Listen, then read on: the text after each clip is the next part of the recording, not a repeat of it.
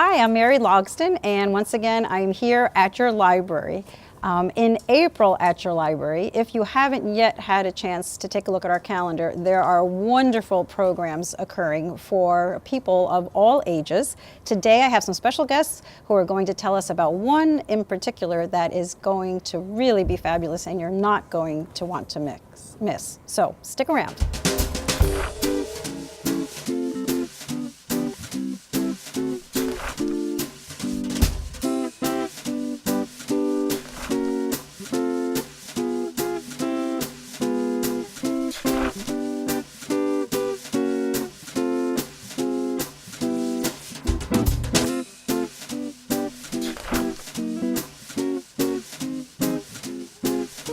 So, as I said, I have some special guests with me here today who are community members, and I am happy to say avid library users because I see you here quite a bit.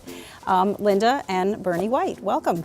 Thank you, Mary. Thank you. And I'm just so thrilled that you agreed to spend some time here with me today to talk up one of many wonderful programs occurring in April. This one is Cinderella, the opera. So Linda and Bernie, before we get started talking about Cinderella, I would just love for you to just take a moment to say something about who you are and why I've invited you in particular to come speak about this today. Linda. Well, I'm Linda White, and with my husband Bernie, we say we live in the White House. Oh. But we, it's true. Yes, that's true. But we're both come from a teaching profession. Mm-hmm. I was an elementary teacher for many years, and I'm a retired professor from Iowa State University. Okay. And along the way, this guy got me interested in going to opera.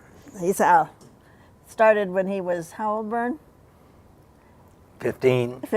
Oh. And it took me more than 15 years of going with him before I really lapped it up, really realized how powerful and meaningful it can be. And now we are very happy to be able to bring a children's opera, a family opera, mm-hmm. to the library. And this one is particularly appealing because we all know the story of Cinderella, but we just think we do. We'll talk a little bit later about the differences in Rossini's Cinderella from Walt Disney.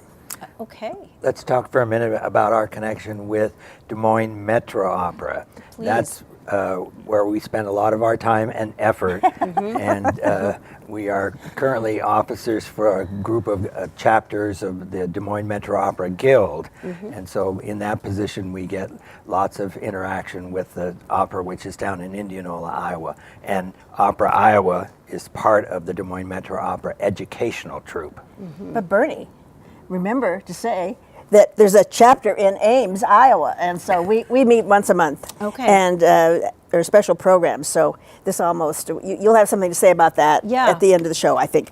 But there is a lot of opera going on that people don't know about, and so that's why it's so wonderful that the opera is going to broadcast it and advertise it for us and for all ages. That's what's wonderful about Cinderella. Well, that's what was really appealing to me. I so appreciate that way back in the fall, Linda, you first came to me and said, hey, can we partner at the library? And I think many people do know that so much of what we're able to do here at the library, we do because of partnerships with individuals and community organizations. This particular performance here at the Ames Public Library on April 17th at 2 p.m. in the afternoon in the Farwell T. Brown Auditorium is also brought to us because of generous funding from the Ames Convention and Visitors Bureau, right. And from donations from individuals it's and right other partners in town, which we very much appreciate. Yes. Yes, and that's what makes it free. Yes. For everyone to attend. There's nobody at the door.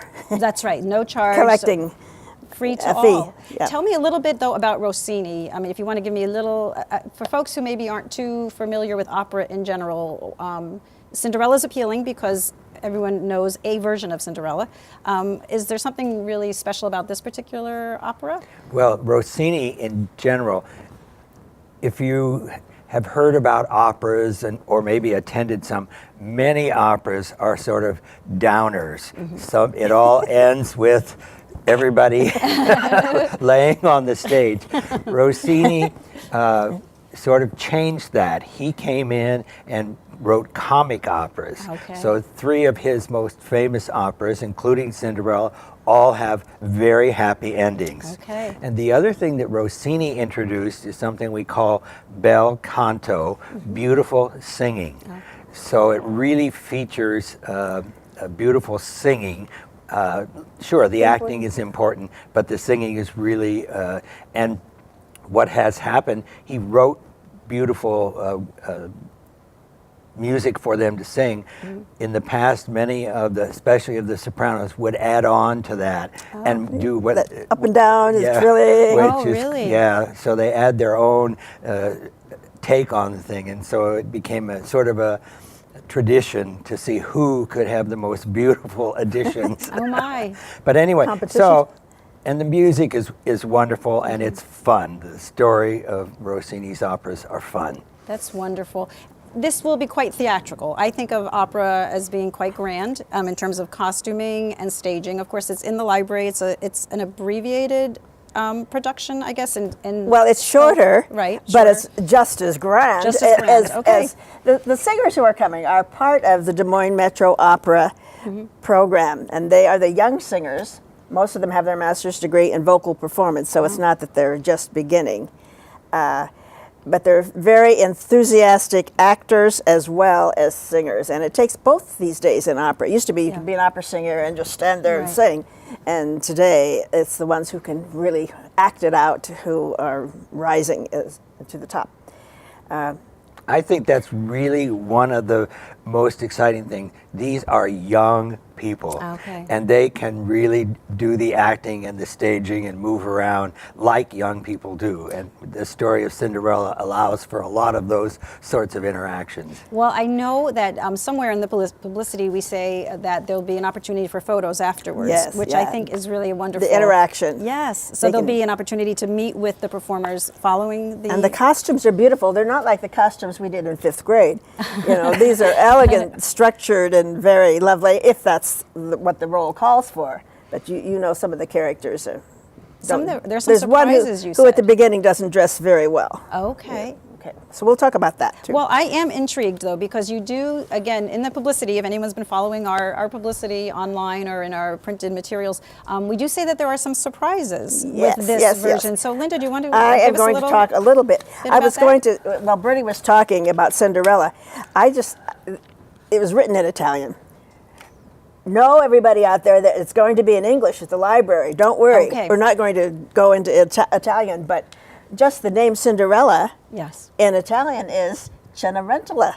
And it's even that sounds so much more musical. It does. Cenerentola. Yeah. So the characters that Rossini put into the play have interesting names.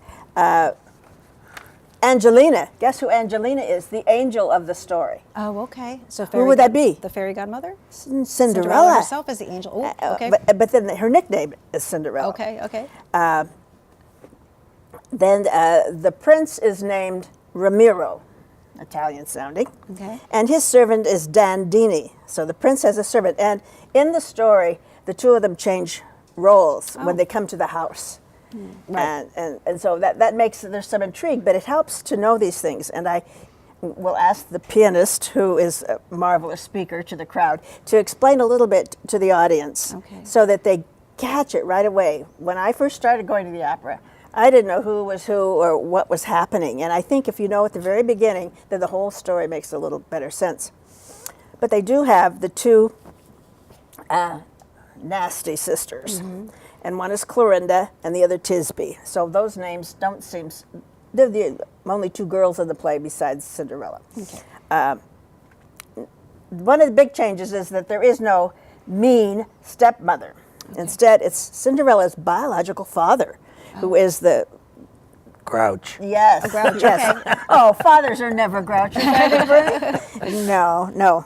And instead of the fairy godmother, there is the prince's tutor, the teacher of the prince, Oh, and okay. he is the philosopher and the wise one, and he makes special things happen. Oh, okay. So if they know those things before it starts. But the names are interesting too. The father is a nobleman Cinderella's biological father, and his name is Magnifico. Oh, yeah. And Wonderful. he is the largest member of the cast. Uh-huh. He is just very, we have met the cast at another occasion, and he is such a character that I think the kids are going to love him, even though he's mean. Oh, okay. Mean to Cinderella at the beginning.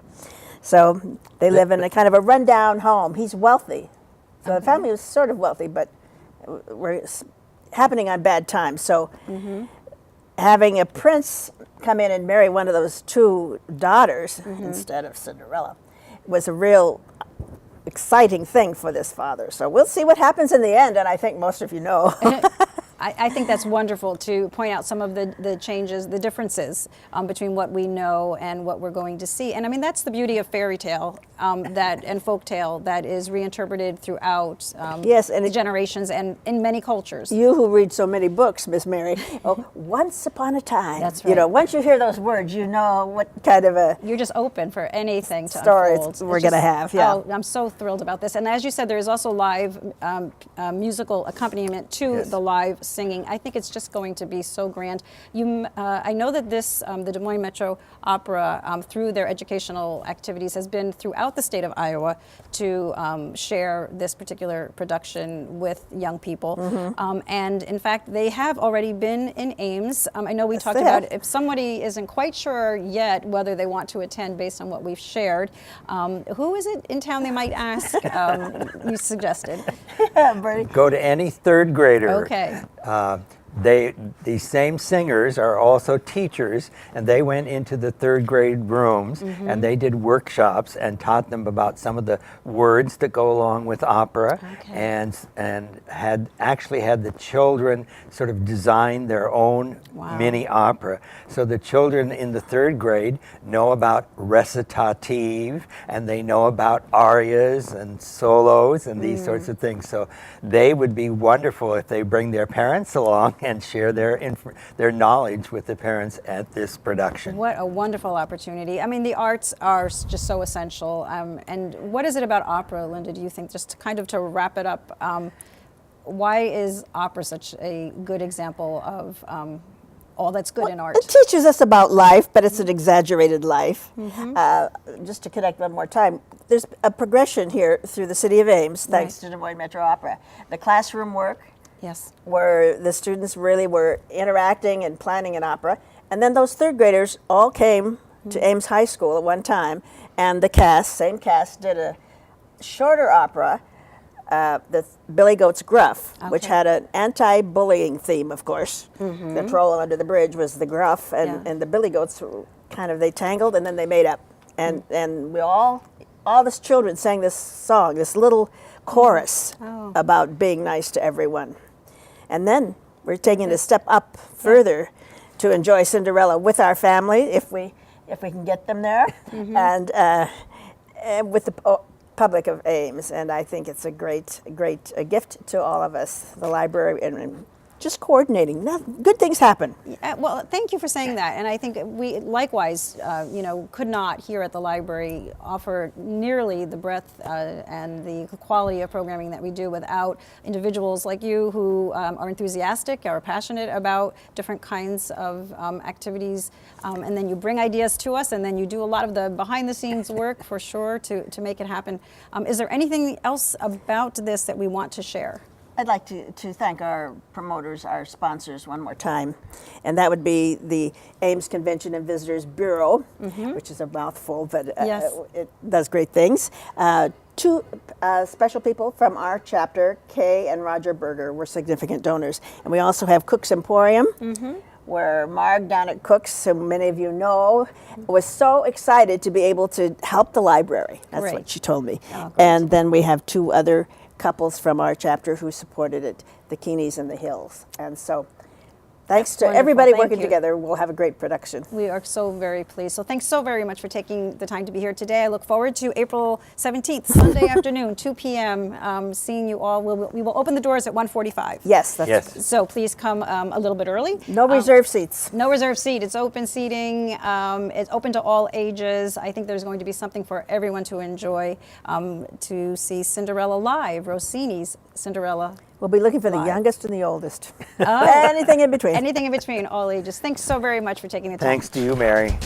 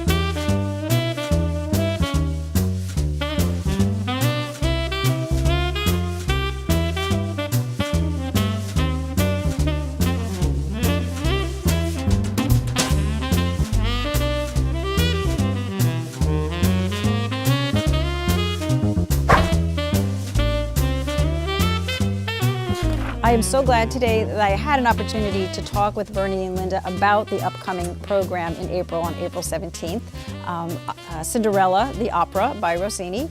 If you do come, as I hope you will, and you catch the opera bug as they have, keep your eye on our calendar in May, because we are also going to be offering a 4-part series with a special guest lecturer, Vivi Raman, who last year offered a program series about opera. And this May, it's going to be all about Rossini. So you have lots of opportunities to learn about opera and Rossini here at the Ames Public Library, thanks to the terrific work of community partners. Just a reminder, page 1 is available in print. You can also sign up for page 1 on the library's website so that you will receive all of the information about what's happening directly in your email each month. So take the time to do that if you'd like, or ask us here at the library. Follow us on Facebook, and of course stop and ask any questions of any of the library staff who are here and eager to chat with you about library programming, library collections, library services. I'm so glad that I had a chance to promote something special happening at the library today. This is Mary Logsdon, once again, at your library.